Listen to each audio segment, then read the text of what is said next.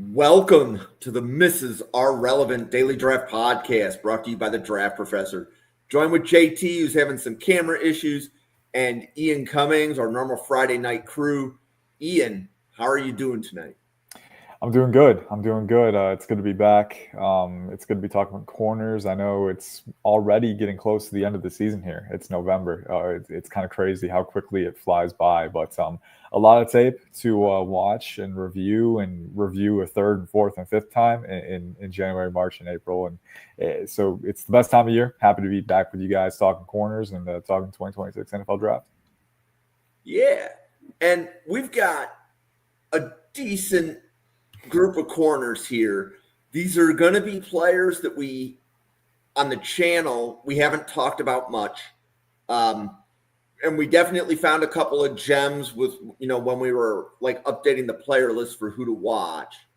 So the players we're going to talk about today, Zelmar Vetter and Latrell McCutcheon from Houston, Jabril Rawls from Florida State, Preston Hodge from Colorado, Damari Brown from Miami, Devin Moore from Florida, and then finishing off the show with Colton Hood from Tennessee. Zelmar Vetter from Houston. Ian, what did you think? Yeah, so that Houston duo is really intriguing, and I think the size was the first one the first note that came to mind for me. Zelmar Vetter, obviously 6'3", 196, and we'll get to McCutcheon right after, but 6'1", 185 is what he's listed at. Again, we see every cycle. Some schools mark these guys up a tiny bit, right? But looking at the film, I think Vetter definitely fits the description. I mean, he's tall, he's long, he's lanky, and I think that disruptive reach helps him a lot when generating forced completions.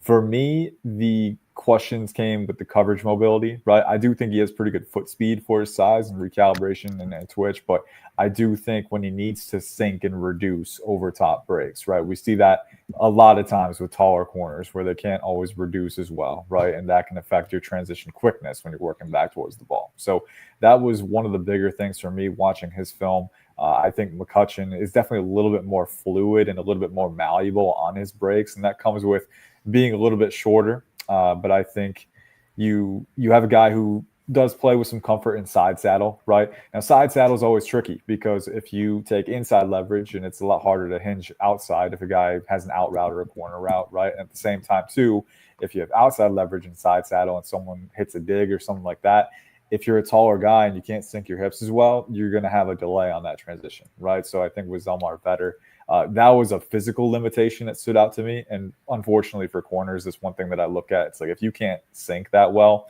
that could be a limiting factor for your stock. So I like his ability in side saddle. I like his ability to impact the ball. I want to see him improve his try and glean a little more hip sync on transitions, a little more efficient. And then I think the tackling form can also improve too. I think his missed tackle rate this year per True Media is, I think, over 20%. So to the comment, I would say he's probably a late round gem target for you, a late round potential sleeper. But I would probably stick to the round 6, round 7 window for him. But if you have a scheme where you're running a lot more zone, I do think he has the long strider range. I do think he has the ability to impact the ball where he could be a gem for you, but a late round sleeper for me.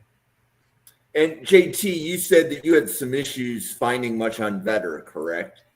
Yeah, I think it might just be like I picked the wrong game to watch, but he was not consistently on the field when I was watching. I definitely saw his teammate a lot more than I saw him, but I'll say you see a 6'3" corner, the size profile, that's always an intriguing thing for me.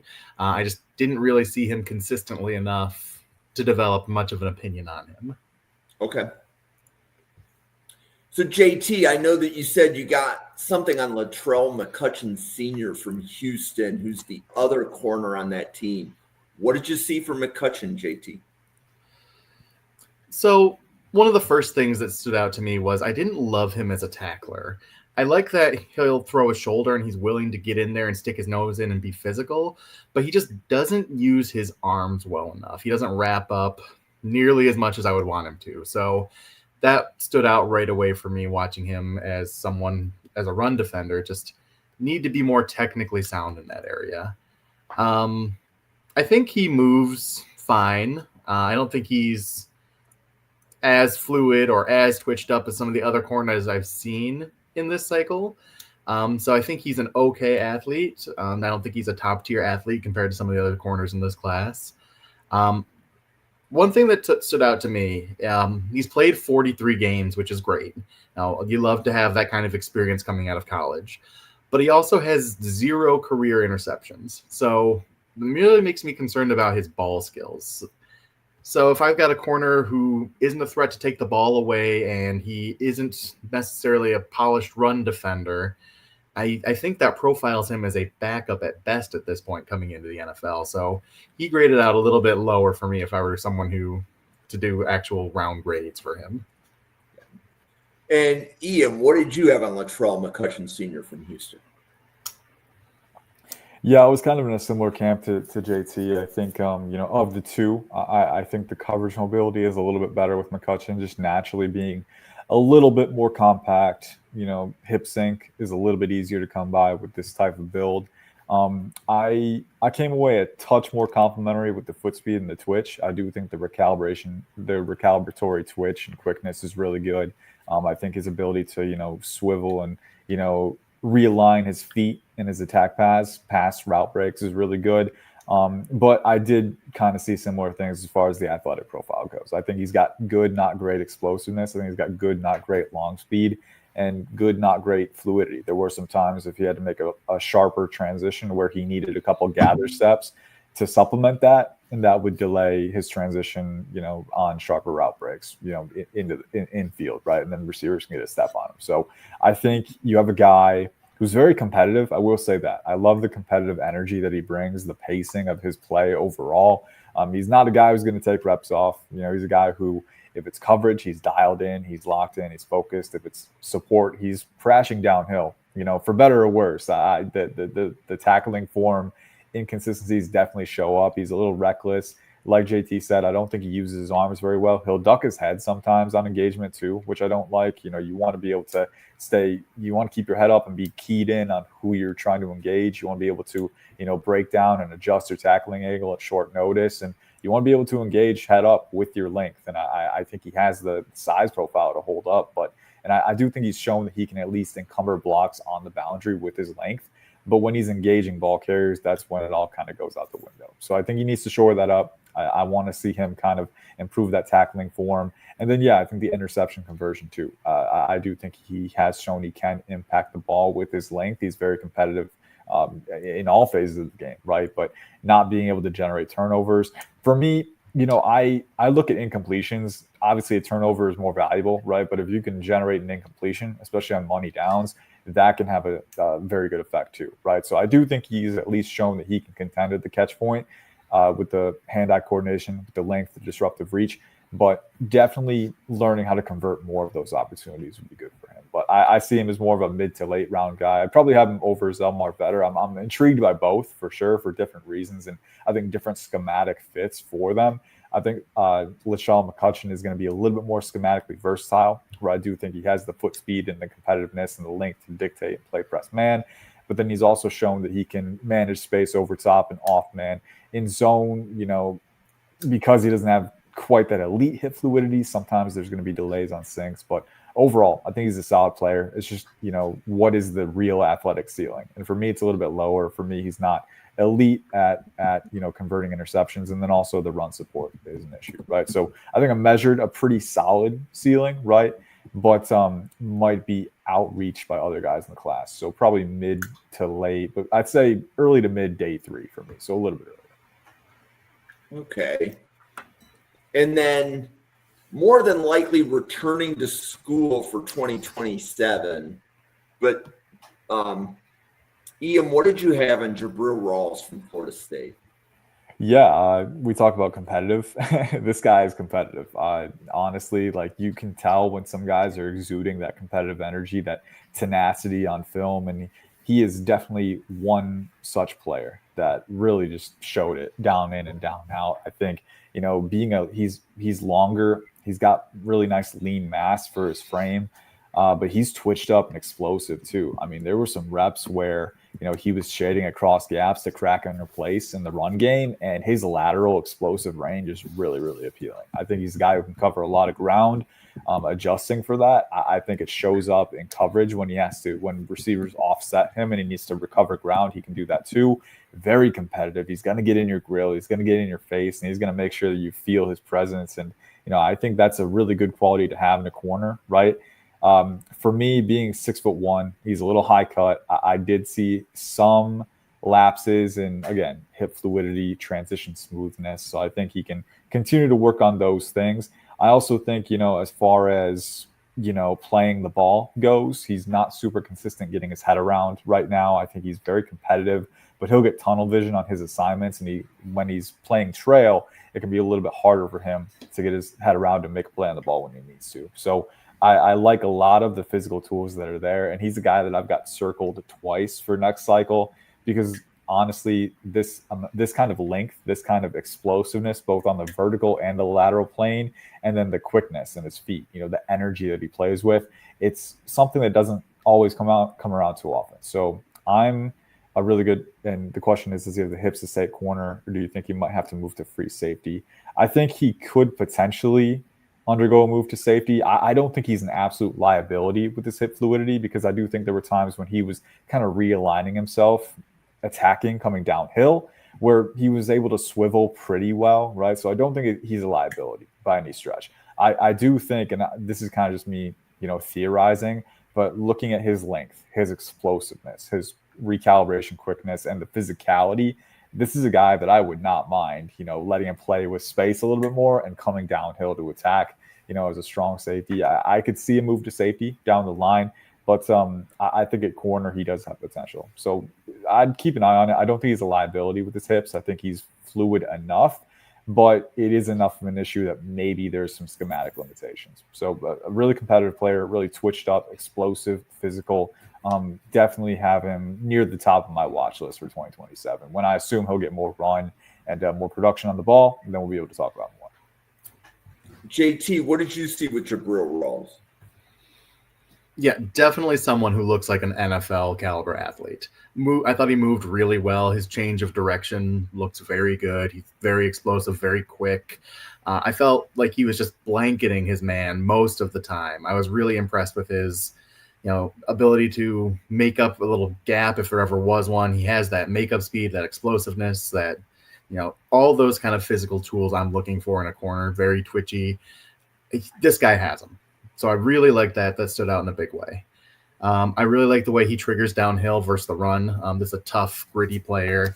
He's willing to stick his nose in. He's someone who really impressed me as someone who just brings the right attitude versus the run. I really liked his eyes. I thought he did a really good job keeping his eyes in the backfield from what I saw, which I was a little, I had some questions in terms of his ball skills. He only has 2 career pass defended and 1 career interception, which is not very many. But at the same time, from what I saw, he was always just in his man's hip pocket. So I thought that was kind of a question of, I haven't seen him do it, but that doesn't mean he can't do it. Where other guys, like the guys we just talked about, I've seen them contest and I've seen them challenged and they don't have ball production. Rawls, I think he just isn't challenged because he's always sticking with his man. And why would you throw it at your guy if he's totally covered? So he's the one who I want to watch more of. I'm definitely very, very intrigued. I really liked his physical profile. I really like his aggressiveness, his physicality. He's definitely someone who I want to watch more of. Definitely someone who will be someone who is a potential top 50 pick, if not this year, in the future. I really like this physical profile. I really like this mentality. This is the kind of skill set I want in a corner. Nice. I like the energy, JT, by which you gave your analysis there. Well, you can't see my, my excitement when Ian's describing. I'm like nodding along. I'm like, yeah, I feel that. I'm just a blank box over here. I feel so empty. Yeah. So Anthony in the chat, we will get to Brown here in a few minutes. Preston Hodge, JT, what did you think of Preston Hodge from Colorado? This is someone who I think is absolutely an NFL player. I really enjoyed Preston Hodge. 6 feet, 200 pounds. The thing that stood out to me first and foremost, this is a player who's very disciplined. He's a very high IQ player. He doesn't fall for fakes. He doesn't get out of position. He's someone who knows where he's supposed to be. He knows his job, and he does his job. So really like his level of intelligence he plays the game with. I like his track record of getting hands on football. He's someone he can test the ball when it's in the air. He gets passes knocked away. So I really like the way he competes for the ball once it's in the air. I really liked his explosiveness and his twitch. I thought he broke really well with his man. He sunk his hips. He exploded on the cut. I think he is an NFL athlete profile. I felt really good about that. And then I thought he was a good tackler, very solid. He's willing to stick his nose in. He's willing to get dirty and do all the dirty things. And I really like the way he flows with the ball. I think he takes good angles of pursuit. I think he's always engaged, even when he's on backside, and he's just kind of flowing to the ball. Those little things where you talk about getting 11 hats on the ball, even that guy who's on the other end of the field. This guy does those little things really well. So I came away very impressed with him. He might be in contention for my top-rated nickel in this class. Him and Xavier Scott. I think I would have to see more of Scott, but I think this is definitely Scott hasn't played this year very much. Right. Yeah. But I came away very impressed with Hodge in a similar way I did with Scott early in the year when I did his evaluation. So this is someone who I really, very liked a lot. Yeah, so Ian, you had suggested that we add Hodge when we podcast a couple weeks ago. And I believe this was your first look at him, right? Yeah. So I noticed DJ McKinney was a really, highly regarded prospect in the preseason for Colorado. And, it hasn't been quite the year he envisioned. I still think the talent is there with him for sure. And I imagine we'll get to talk about him more down the line this cycle too. But, watching the Colorado defense and trying to get eyes on McKinney, it's not hard for Preston Hodge to catch your attention from the nickel spot. I think a lot of the notes that JT said, he's a player who will, first off, I like the build, 6 foot, 200 pounds. This is a guy who, and we talk about physical profiles, right? That is a big part of scouting. How a player is built can affect his play style, what his limitations are, what his strengths are. And I think with Preston Hodge, you have a guy who, he's 6 foot, so he's not super tall. And I think because of that, he's pretty compact. He's got good proportions. He's not too high cut or low cut. I think he has a pretty good, natural affinity for being able to sink his hips and redirect and load his base on planned drives, right? So that's great right there. But then with 200 pounds, the play strength shows up too, especially at the catch point. And I think, I believe he leads the FBS right now in pass deflections with 11. I think against Utah, he had 5 in one game. And that tape was a lot of fun to watch because you saw a player who was competitive down in and down out. And I think there are occasional lapses in reactive quickness, I think, in off-man. Delays in reaction a little bit more than I would like to see. But I think when he's in man coverage, the reactive coil with which he uses on his mirror motor, that's really strong. He's really good at just naturally matching guys and sticking to their hip pocket. And then the plant and drive quickness, we have seen it where he can, quickly explode downhill over top breaks, wrap around, and make really precise plays on the ball, where he's using the length that he does have at his disposal to make that play at a timely manner. So the disruption is there. I think the coverage mobility with the hip sync and the quickness, the reactive coil is there, even if there are lapses in mental reaction on occasion. I don't think it's a major issue. I think overall his processing, his mental game is very strong. Just want to see a little bit more consistency there. And then in run support, I agreed with most of what JT said. I think he's competitive.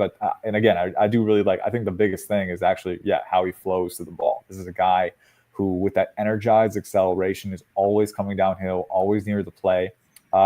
I do think the tackle form, when he's good, he's dialed in and he can contend at the contact point. I mean, he's strong, he's well leveraged, but there were times, I think, especially in the Utah game, where he ducked his head a couple times on engagement. And again, when you duck your head, it's a little bit harder to drive through with the shoulder and wrap with your arms and really finish those tackles.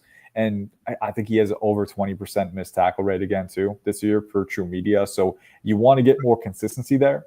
But I do think the ability is there. And then also encumbering, engaging run blocks. There were times against Utah, that was the game that I had the most exposure to, where he wouldn't always load his base effectively. I feel like when he's coming downhill with so much momentum, I think, his base will go too far, and then he won't have the base load to encumber blocks and hold strong and prevent displacement, right? So I think there's some things with engagement technique, both as a block deconstructor and tackler, that he can improve on.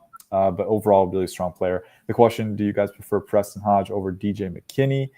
It's not a one-to-one because I think McKinney is a boundary guy at the NFL level. I think Hodge is a slot, right? So we think about the player types and they're different, right? They're not, they have different roles, different responsibilities, different, affinities. But right now it's difficult because I had a pretty big grade on DJ McKinney heading into the year. I believe it was like a mid day 2 grade, pretty strong, and would be slightly higher than where Hodge is right now for me. Hodge is kind of mid to late day 2 for me. But McKinney has regressed a little bit this year. I still really like the athleticism. I really like the technical variation that he has. And I do think while there are some areas where he can still keep refining his game, I think he has the ability to do most of what you want him to do. It's just, getting his head around in trail coverage, again, is a big problem for him. When he's working downhill, he can play the ball. But when a receiver gets even a little step on him, he's got really good athleticism and he can, close ground, but getting his head around and finding the ball and making plays, that's a big issue for him. And then also in run support, there are lapses and, engagement, I think motor sometimes too, angles. So I would say Hodge has been a lot more consistent this year. And again, it's not a one-to-one because they play different roles. I would probably say Hodge has leapfrogged McKinney on my updated board. But they're still really close. I still love the talent with McKinney, but ultimately McKinney has eligibility. I would, if I were him, I would consider returning to school, maybe finding a change of scenery and furthering his development somewhere else where he can have a more stable environment. But they're both talented players. I'd say Hodge has a slight edge for me right now.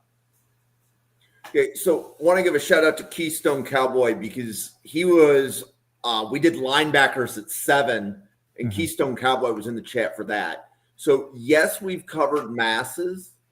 And if you go to the YouTube, when this podcast is over, right? We don't want you to do it now. But if you go to the YouTube, there's a cornerback playlist. And what you're going to see on that playlist is Draft Professor has actually 2 podcasts that cover the same players. So you get to hear Ian, Clint Ghost, JT, Peter Quinn, and I'm forgetting who the other Durst.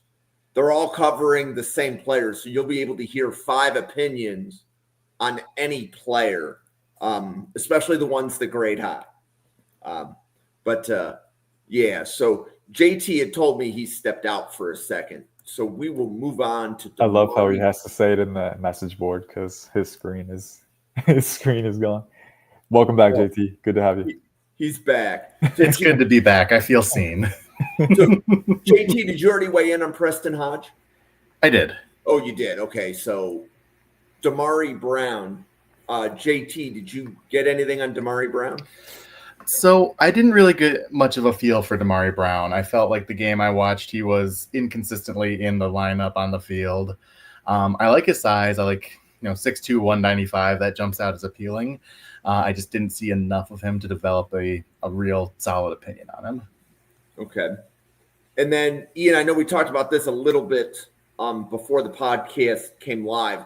He was definitely talked about a lot in the summer, but seems to have disappeared a little bit now that we're in the season. But what do you have in Damari Brown? Yeah, to me, he's a guy who, hasn't played very much. I think his snap share is relatively low in that Miami secondary. He's gotten decent enough run, where he's getting his feet wet. And I think, in the summer, it's difficult because you don't know who's going to be a factor and who's not. So you have to cast a wide net. And sometimes you have to cast a net on guys who have upside, but upside that is unrealized right now, both in terms of what they've done on the field and how often they've been on the field, right? So there's a lot of projection that goes into it. I don't think he's met the projections yet, but not by fault of his own. I think it's just, Yeah, and I would say from what I saw in limited snaps, again, the athletic profile is appealing, and he was a 4-star recruit coming out of high school. Being 6'2", 195, I liked how he was put together. Anytime you have a guy who's 6'2", you worry again, kind of what we talked about with Zelmar Veteran, with other corners, right? Do they have the hip sync? Do they have the proportions where they can transition? And I do think he's pretty well proportioned, despite being a 6'2" guy. I don't think he's too high cut. I think he's pretty efficiently built. I think that serves him well, right? I on the off occasion that I got to see him come downhill, I liked the burst, right? I like the athletic profile, but again, we've seen very little, right? And yes, we can kind of speculate like, oh, why hasn't he made more of an impact, right, at this stage in his career? But he's still young. He's still got time. This one is kind of one where I'm leaving the book open and I'm writing his name down for 2027. The physical tools are there, I think, but we just need to see more volume. It's just not there yet. Okay. Next player, Devin Moore from Florida. So, Ian, what do you have on Devin Moore?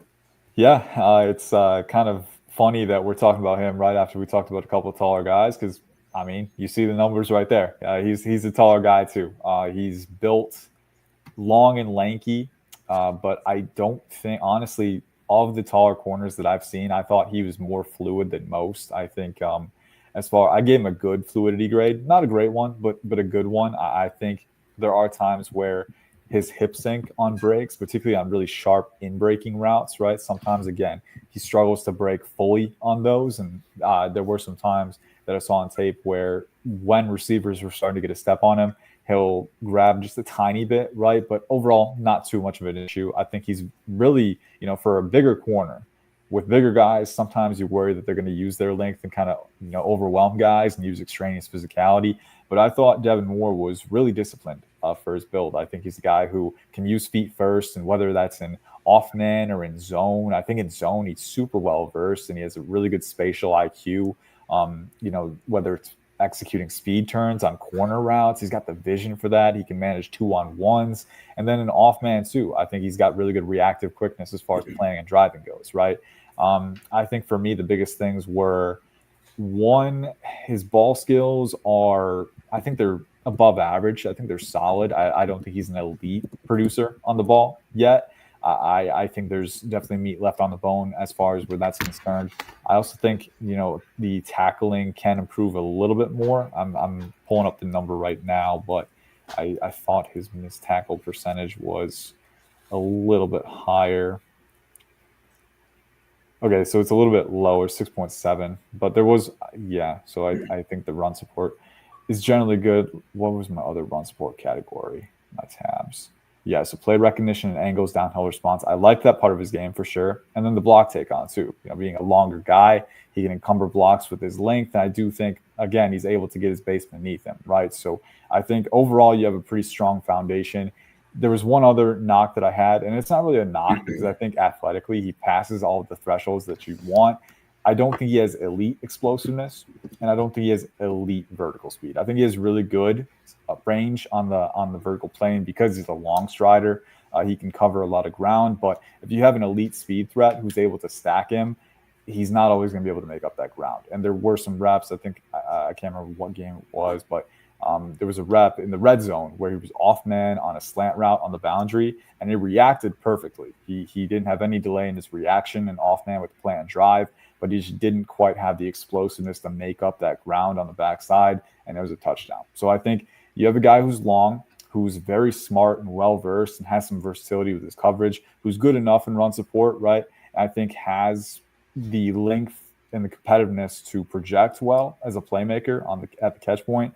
But I do think there's a modest athletic limitation, and that slightly reduces the ceiling for me. So he ended up in my, kind of in my fringe top 100 range, which was pretty exciting. So I think for a taller guy, has a lot of the components that you would want, but also I don't think an elite athletic ceiling. I don't think an elite, profile as a playmaker right now. And so those things mitigate his stock a little bit. But a good player. I like him a lot. So, JT, what did you think of Devin Moore from Florida?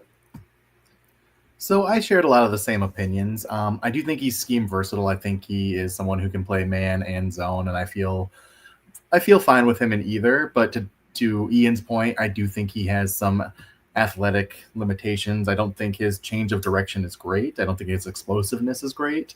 Kind of to Ian's point, I think his fluidity is fine, but not great. So I do prefer him in zone coverage as opposed to man.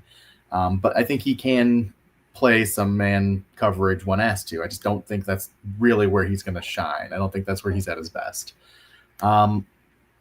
I do like the way he engaged versus the run. I thought he came in with the right attitude. He took on blocks. I think he's someone who is willing to do the things that he needs to do to be a good run defender. So I really like his mentality. He approaches with that aspect of his game.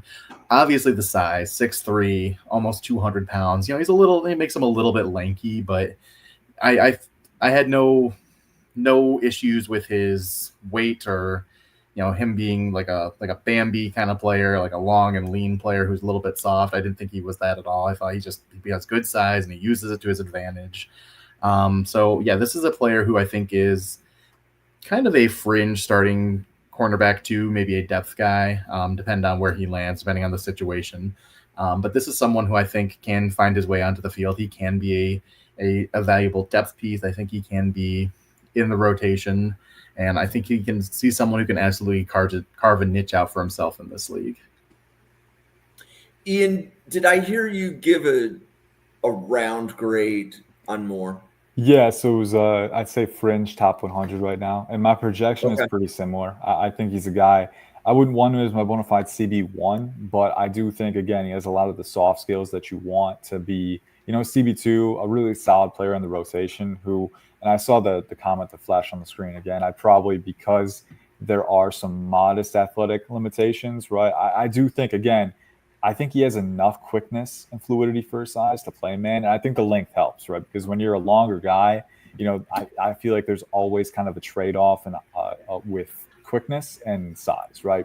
Naturally, smaller guys are quicker. They can match a little better usually. If you're taller, though, you can use your length to dictate players in press and control receivers, kind of funnel them where you want them to go. I think he has enough functional mobility, right? But again, I don't know if he has that elite recovery explosiveness where if you have a taller guy in press and he gets beat quick, is he going to be able to make up ground right away, right? With Devin Moore, I feel like it's more, you know, long stride or build up speed where you'd want him to be able to use that in space and off man and zone, right, if he needs to. So probably more of a proclivity for off man and zone, but I do like him. I think he's a fringe top 100. I think he's a solid guy to have in the rotation, a little scheme specific, but has some inbuilt versatility, flexibility if you need him to. So the limitations would knock him down a little bit, but I do like him as a player. I think he's a specific type, but it fits well. Okay. JT, anything to add or? No, I like him. I don't know in terms of my top 100. You know, I'm a long way from there, but I could see him being a late round 3, early round 4. I think early round 4 based on his skill set makes sense to me. I think that's maybe a 4th round player. And I'll say too, I'm still grading players as well. So I think the more players I add to my board, he'll probably settle out in round 4 for me. But I think in that range, a really solid player to add. Okay. And then the last player we're covering today, Colton Hood from Tennessee. Definitely the star of the show. He may not be in the same category as the first 6 guys that we covered. But JT, I'm curious, what was your first impression of watching Colton Hood from Tennessee? So I honestly came away with some mixed opinions on Colton Hood. He reminded me some of Terrion Arnold from a few years ago, and some of the positive things and some of the negative things. So 6 foot, 195. He came off as someone who's pretty physical downfield, and sometimes that's a good thing, and sometimes that's not a good thing. Terrion Arnold is someone he's struggled to transition to the NFL a little bit. He's had a lot of pass interferences called against him because he's that physical type of corner. And there are times when I love that, but it's got to be a controlled physicality, a controlled aggression. And I thought he kind of rode the line of that, and sometimes more than I would want, he was on the wrong side of that line. So very physical downfield. I wasn't sure he was as fundamentally sound as a run defender as I wanted him, in terms of wrapping up, in terms of getting off blocks, in terms of contain. I thought there's some technical things of his run defense that I think I'd want him to clean up. But in terms of coverage, I thought man coverage looks like a strength. Zone coverage looks good. I feel really comfortable with him in really anything I'm trying to do. I would feel comfortable with him doing. I'm not sure he's super explosive to be a great, someone who's going to be great in zone. He can break on the ball and make plays on the ball in that way. But I don't think he's not explosive. I don't think he's a bad athlete by any means. One question I did have with him, and this is something that's not on the field, and Ian, you're a little further along in the process, you might have more insight. I did notice he's on his third school in 3 years, so I didn't know if that was just chasing the bag, making that money, or if there was some off the field, some locker room stuff. So that was a question I came away with, just kind of seeing that on paper. It was a little bit jarring, but that is coming more and more the new normal. These guys, they change schools, but for the third school and the third year, that feels like a lot of change. So that's something I wasn't sure about, and just and something I'll never be sure about, just not being on the inside of those kind of meetings, those kind of conversations, getting to know these players. But from the outside looking in, that's a question mark for me. But in terms of his overall ability, I think he's going to be a really good man corner. I think he's going to be a good zone corner. I think he's someone who can do it all well. Just needs to clean up some of the physicality and some of his run defense. So, Ian, where are you on Colton Hood? Yes, it's crazy how well aligned me and JT have been this episode. I mean, we always are, right? But great minds. Yeah, exactly. But no, I like him a lot. I'm probably a little higher on him for sure. I think that the explosiveness was the first thing. I'm definitely higher on that. I think I gave him over 9 in terms of explosion. So I like the acceleration. I think he closes the ground quick. I think athletically, there's nothing to be, really concerned about from my eye. Yeah, I graded him. What was my agility grade for him? Because I feel like that was pretty high. Yeah, I gave him an elite agility and twitch grade too. So I think the corrective quickness. He's really unique because he has that quickness, but you'll see him play in press man, and before his receiver makes their break out of their release, he's frozen. There's no movement before the break. It's insane. But then the reaction doesn't have any delay either. He's very quick to react. So it's unique. Usually you don't see that. A lot of times when guys twitched up, you worry about wasted motion, extra steps where receivers are able to get more space. Colton Hood is just ice cold. I mean, he is frozen and then he's ready to go. But I love the reactive quickness. I love the reactive coil. It's very natural. It's very intrinsic and ingrained for him. And then I think one of my favorite things of his tape was the coverage versatility. Like JT said, I do think he can play man, he can play zone. And then going even deeper into that, kind of going under the hood, things like mirror motor and press man, things like inch resets and off man to adjust your hip alignment and your spatial positioning, right? And then in zone, being able to transit into side saddle and use speed turns. He's got every component in the box. Sometimes it doesn't tie together as well as you'd like, but overall, for a young corner who's in his third year, I think the technical variation is really, really appealing and really inspiring. And then on top of that, too, I think the processing is good. I think he's got great route vision and blind spot awareness. The biggest knock for me was the exact one that JT brought up first. It was the extraneous physicality. I'm a little more optimistic with Colton. And I loved Terrion Arnold as a prospect. I loved his size-adjusted fluidity, his play strength. But now that we've seen Arnold struggle to adjust to the NFL, you do kind of have to peel back the layers and say, okay, where might have we misread that, right? And I think the biggest thing was that Terrion Arnold didn't have elite long speed or burst out of breaks, even though I thought he was fluid and really agile for his size. And when you don't have elite functional athleticism, right, and receivers will get a step on you on breaks, what's the one thing that you're going to resort to compensate is extraneous physicality, grabbing, tugging. And then at the catch point too, grabbing, tugging, trying to outmuscle your guy, but you got to be controlled. You got to be calculated with it. Right. And to Colton Hood's credit, I think he's going to test as a better athlete than Terrion Arnold did. I think he's more explosive. I think he's got better vertical speed. So I don't think it's a matter of athletic limitations forcing guys to, kind of play outside their bounds. I think with Colton Hood, it's just he's super physical, he's super tenacious, and he can get out of control sometimes with the physicality, at the catch point and at steps and stuff like that. So I think it's more of a technical issue that he can iron out. And in run support, it's something pretty similar. He is ferocious coming downhill. He's got such an explosive trigger. But then there are times where he'll duck his head, where he'll give up contain too early, right? So he graded, I think, pretty close to dead on average for me as a run defender because I loved the trigger. I loved the aggressiveness that he plays with, the willingness to enter contact situations. But as far as engaging in those situations, with discipline, again, it's the discipline in both phases. That's what you keep coming back to. If he can improve that discipline, as a coverage defender and a support enforcer, this is a player who, he's already graded in the first round for me, but this is a player who can go on to be a very, very good NFL starter. So I love the athletic tools. I love the coverage versatility and variability. I love the playmaking ability at the catch point too.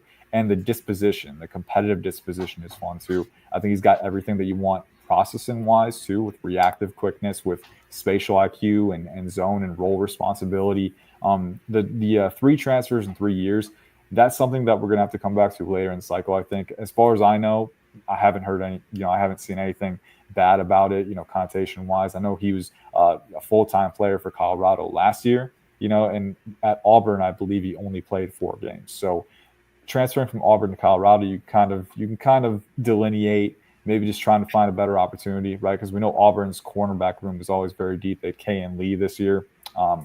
But then going from Colorado to Tennessee after Travis Hunter left too, that's another one that you can provide reasons for, but we'll have to keep digging as we go down the line. I think overall, especially with Jermon McCoy missing most of this year, Colton Hood has stepped up when given the opportunity. And I think he's a very, very good player on film. So a very, very, versatile player who checks all the boxes, but more than that, gives you the schematic flexibility where you don't have to pigeonhole it, right? And that's a good thing.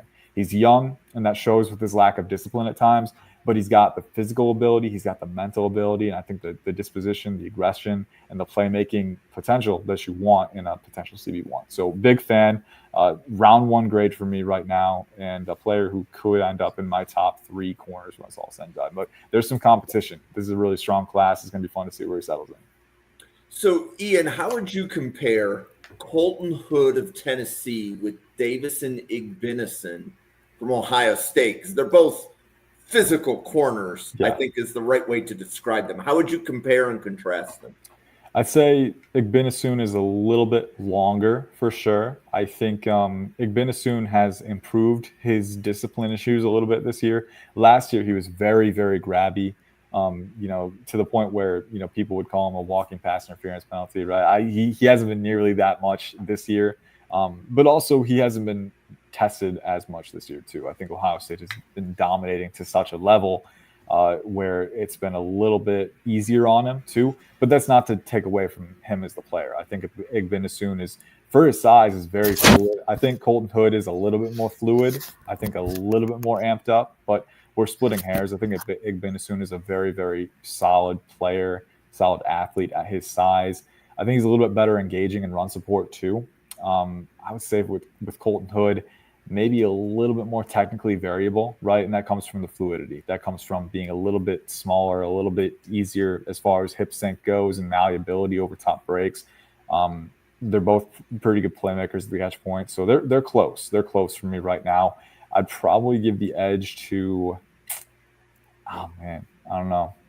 That one's too close to call for me. I like both of them a lot. I'm going to have to, and you guys know me a decent bit now, but like I consternate, scrutinize over rankings constantly. It's bad. Like I will sit on the fence. I will flip-flop 4 times in 5 days. And, you want to be able to, you want to look at things from every possible angle, right?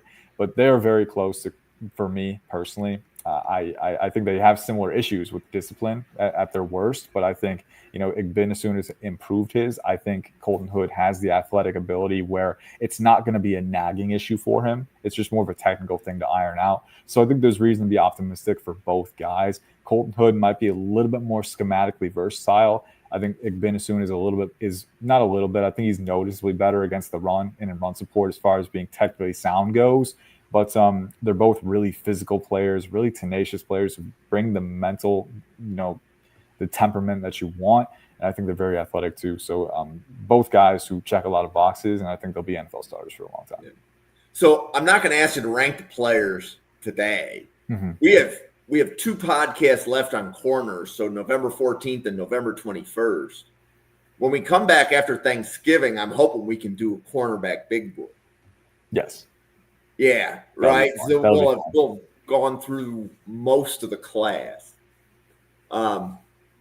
So next week, the corners that we're going to cover include Marcus Allen of North Carolina, Christian Gray from Notre Dame, Jermaine Matthews Jr. from Ohio State. There we go. Traden Stukes from Arizona, Tacario Davis from Washington, A.J. Harris from Penn State, Domani Jackson from Alabama, Keith Abney from Arizona State. Ooh, there we go. And Jamarcus Nicholson from USC. Abney's going to be fun. That's going to be fun. So we did save the best for last, and that's not even the last show. That's only the second to last show. But we've, at this point, we've gone through 6 times 8. So we've gone through on the podcast close to 50 corners. Right. So, and on average, 33 get drafted. So we're going to hit some return to schools and some undrafted guys. But the goal is to cover every corner drafted in rounds 1 through 5. So that's the goal. Can we predict it? Can we predict that this early based upon all of the scouting that Ian does and all the draft professors do? But why don't we pause here for a second? So first of all, the chat has been awesome. So Anthony, thank you for stopping by. And what was it? There was one other, right? Cowboy. Yeah, Keystone Cowboy. Thank you for stopping by. Ian, would you like to introduce yourself to everybody watching in the small chance that they don't actually know who you are? Small chance. I mean, I'm pretty average. I just kind of do my thing. I just kind of tweet about football. But yeah, I'm Ian. You can follow me at IC_draft on, I'm going to keep calling it Twitter. I always go with X, and it's like, no, it just doesn't fit. You can follow me at IC_draft there. I write NFL draft content for a Pro Football and Sports Network, PFSN. Right now, just kind of doing the groundwork for the cycle, just kind of watching film week in and week out. I got a top 100 that I update every week, and we've got some fun ideas in the works as far as, a grade database and everything like that. But right now, I have a substrate framework for my grades that I'm working on, and I'm really excited to fill that out for each and every prospect when the time comes and share that down the line. But projects in the works. If you ever have any questions about the NFL draft, feel free to tag me. I always try to be responsive. JT. Yeah, most of my coverage right now is focused on the Tampa Bay Buccaneers, writing for BucsReport.com, looking at the draft through a Buccaneers lens most of the time. And then Friday nights, I'm here on Draft Professors, looking at a wider, more comprehensive view of the draft, getting ready for the upcoming offseason, which for me, hopefully doesn't start until February. And if this is your first Draft Professor podcast, or in the case of Keystone Cowboy, maybe it's your second because you were at the 7 o'clock. We're here every day, 7 p.m. Eastern, 9 p.m. Eastern. We also have a show on Saturday, and we have 2 shows on Sunday. What you get at Draft Professor right now is every podcast is breaking down the draft class 8 players at a time. We have a couple of, let's say, special podcasts. So Tuesday night, Jerry Ostrowski, a retired NFL offensive lineman, breaks down the offensive line class, 8 players at a time. Jack Brentnall from the UK is on our Sunday morning podcast, and he's breaking down the defensive line class, 8 players at a time. And we have approximately 26 podcasters like Ian and JT that are showing up once a week, breaking down the draft class. And ultimately, the goal is to cover every player drafted in rounds 1 through 5. So nearly all Draft Professor content from now until April focuses on players that would project to be an eventual NFL starter, which should be a round 5 or better grade. That is the ultimate goal, is to cover the draft like no other channel does. So if you're here and you can go to YouTube at NFL Draft Fanatic and hit that subscribe, please and thank you. It's the best thank you you can give for being here, and you'll be notified whenever we go live. Once Ian and JT finish scouting reports on the corners, 2 more podcasts plus a big board, the Friday night Draft Professor podcast is always a live mock draft. So we do live mock drafts every Friday with 32 people drafting for 32 teams. So you'll be able to see like what players are other teams going after. It's definitely better than a mock draft simulator. So that's kind of what's in store for Friday nights starting in January is live mock drafts. But that being said, for Ian, JT, myself, and the 110 people at the Draft Professor, thank you very much for tuning in. Yes, Anthony, you can do it for the Dolphins. The sign up is on a pinned post on Draft Professor. And if you have any questions, Anthony, just send me. Oh, wait. Okay. And Anthony has one more comment. So before we go, you want to take a stab at that one, Ian or JT? A taller version of Brent Grimes. Oh my gosh, that's It's turning back the clock a minute. Yeah, I was gonna say I gotta look up his PFR real quick. Man, I pride myself on I try and put in a lot of effort on comps, but that's one I gotta do some diving on that. That's fun. But Grimes is a good player. It's hard to say someone's a taller version of Brent Grimes because I think what made him so cool was how feisty he was and how he could go up and be just a massive pain, be Optimus Grimes, yeah, exactly. At his size. That's the thing with comps for me is like I have to, me personally, I have to restrict it to their exact, almost their exact measurements, right? Because again, it goes back to usually the play style, is dictated by their size a little bit. But if you're using competitiveness, right, as one of your trademark, one of your central aspects of that, I mean, JT, you probably have more memories of Grimes than I do. I vaguely remember him probably crushing my Lions 1 or 2 times in the 2010s, but you probably have more than I do. So, but if competitiveness is one of the top traits, I could easily see it.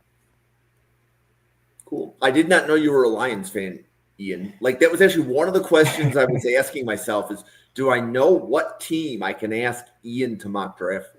Well, I'm technically I try and stay objective as much as possible now, but I live near East Lansing, so I grew up really close to the Lions, and the 2008 season was not a fun memory, but I remember sitting on my living room floor watching John Kitna and Jim Schwartz and all that. So yeah, we've come a long way, but yeah, it's good to see Dan Campbell what he's doing now. But I root for all 32 teams equally because you scout these prospects, you see them move on to the NFL, and you want to see them all succeed. You want to see them find good locations and good situations. So it's changed for me now, but yeah, always happy to see the Lions do well. I did not realize all the Michigan ties we have in this podcast because JT is a U of M fan. Yeah, that's right. I remember him mentioning that. Yep. Yeah, we got I went to college in Flint. I'm not sure I can stay here in good faith. No, it's fine. It's fine. Hey, if you have problems, you can come over here to Lake Michigan and we can meet up about it. I'm gonna take you up on that. JT, you're still in Michigan? Yeah, I'm on the West Coast these days. I was born on the East Side, raised on the East Side of Metro Detroit, and these days I live on the West Coast and where on the West Coast? St. Joseph, Stevensville, Benton Harbor. Are you serious? That's great. My girlfriend lives in St. Joe. Well, her family does. No way. St. Joe is such a cool town. I love it. Oh, it's so cool down here. It's a vacation town, and it's just like this cute little town, and Yeah. it's just this. It's awesome. I love Yeah, living I here. go to My the wife and I market. got married here, and Oh man, dude, that's amazing. That's amazing. Yeah. I go to the market with the cheese lady and everything. Oh man, it's so Yep. good. It's so good. But yeah, I went to college in Flint. I lived in West Bloomfield for a decade. For a decade. Wow. For a decade. I just moved back to Ohio 2 years ago. Yeah, that's cool, man. Yeah, we I'm got just so outside many of Michigan Cincinnati ties here. now. I didn't even realize you were in Ohio. That's a bummer. Hey, it's cool. I am, It's cool. so I moved to be closer to my kids. It was a really good life decision. But there's parts of Michigan, like people don't realize how much water, like Yeah. JT, you're saying you moved to the West Coast. If you're watching this podcast and you want a fun fact about Michigan, Michigan has more shoreline than any state except Alaska. And that includes California. There's more coastline in Michigan than there is in California. Oh, more than California. That's kind of okay. Well, me having gone to California in the past 2 weeks and seeing that coast, man, that's mind-boggling because that coast goes all the way down. Michigan having more coastline, I mean, there's a little bit of pride there. Yeah, we got California. Yeah. Let's go. But that's really cool. That's really cool. Oh, yeah. And then like the Michigan Upper Peninsula. Oh, It's like a whole nother, I don't want to say world in Michigan. And then you cross a bridge that's 5 miles long and you're still in Michigan, Yeah. but it's not the same Michigan. Mm-hmm. It's so Like, cool. Michigan A is wilderness. just so Yeah. You're riding around on a moose up there. They don't even have cars. Yep. And if you're in Ohio, you will travel 6 hours to vacation in Tennessee before you travel 4 hours to vacation in Michigan. Mhm. It's just a thing. But yeah, we could probably keep going back and forth in the Ohio-Michigan thing, but we want to keep our followers, not lose them. Yeah, that's just gonna be one of those things. One of those Yeah. things. For Ian, JT, myself, for the 110 people at the draft, Professor, thank you so much for tuning in, and we will see you on a podcast again tomorrow morning.